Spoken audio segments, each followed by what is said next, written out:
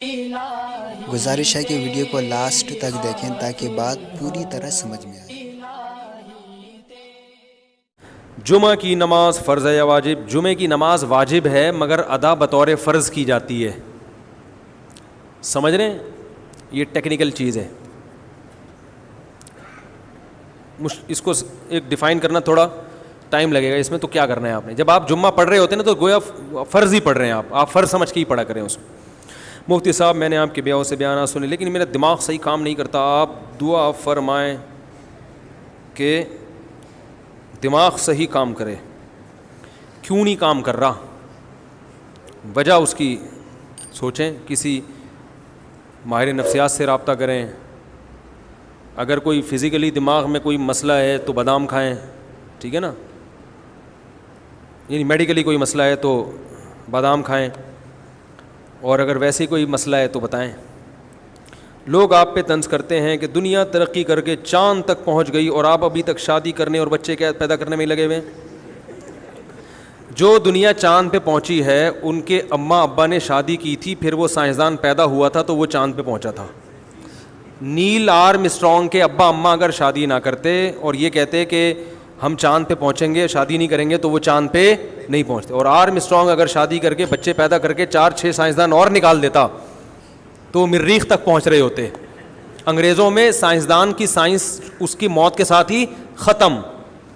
ان کے نسل روک رہے ہیں نا، اگر وہ نسل پیدا کرتے رہتے تو باپ اپنے بچوں کو جتنا اچھا پڑھا سکتا ہے نا دوسرا نہیں پڑھا سکتا۔ انگریز اب دوسروں کی صلاحیتوں سے فائدہ اٹھا رہے ہیں۔ انڈیا کے سائنسدان امریکہ کی مدد، یعنی امریکہ میں جا کے پڑھ رہے ہیں، مسلمان لوگ جا کے، دوسری ملکوں کے لوگ جا کے وہاں پڑھ رہے ہیں، ان کی اپنی اولادیں نہیں ہو رہی۔ تو اگر وہاں کے سائنٹسٹ شادی بھی کرتے رہتے اور بچے بھی پیدا ہوتے رہتے، اور تو انہی کے بچوں میں اور بڑے بڑے سائنسدان پیدا ہوتے۔ کسی نے مجھ سے کہا علامہ ابن تیمیہ رحمہ اللہ نے شادی نہیں کی تھی، دیکھو دین کا کتنا کام کیا انہوں نے۔ میں نے کہا ان کے ابا نے بھی دین کا بڑا کام کیا، مجد ابن تیمیہ جن کا نام تھا۔ اگر وہ یہی جذبے سے شادی نہ کرتے تو ابن تیمیہ پیدا نہ ہوتے۔ سمجھ رہے کہ نہیں سمجھ رہے؟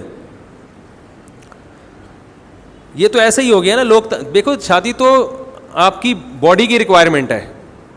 یہ ایسا ہی ہے، دنیا چاند پہ پہنچ گئی اور آپ ابھی تک روٹی کپڑا اور مکان کی بات کرتے ہیں۔ تو بھائی جس قوم کو روٹی کپڑا مکان ملے گا چاند پہ بھی وہی پہنچے گی۔ تو جس قوم کی بنیادی ضرورتیں پوری ہوں گی وہی پہنچے گی۔ انگریز زنا سے اپنی ضرورت پوری کرتے ہیں، سمجھ رہے ہیں نا؟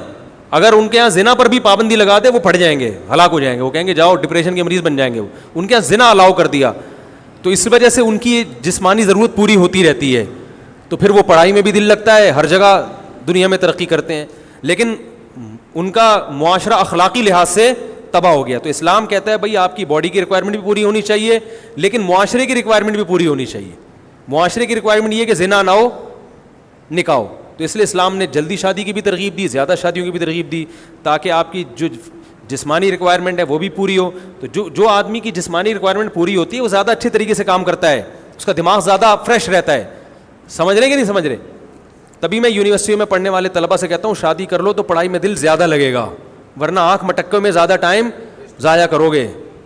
حقیقت بتا رہا ہوں، آپ کہہ سکتے ہیں یونیورسٹیوں میں تو اتنا اچھا رزلٹ وہ 2-4 کا آ رہا ہوتا ہے، 98% آنکھ مٹکوں میں ٹائم ضائع کر رہے ہوتے ہیں۔ ہم نے بھی اداروں میں پڑھا ہے، اسی ماحول میں پیدا ہوئے ہیں، کو ایجوکیشن میں بھی ہم نے پڑھ کے دیکھا ہے 98% لڑکے آنکھ مٹکوں میں ٹائم ضائع کرتے ہیں، 2% پڑھنے والے ہوتے ہیں۔ سمجھ رہے کہ نہیں سمجھ رہے؟ تو اگر یہ کو ایجوکیشن سسٹم نہ ہو اور بر وقت شادی ہو جایا کرے تو یہ 98% پڑھیں گے، 2% ٹائم ضائع کریں گے۔ سمجھ رہے؟ 100% پھر بھی نہیں پڑھیں گے، یہ بتا دوں میں آپ کو۔ دنیا ترقی کر کے چاند پر پہنچ گئی،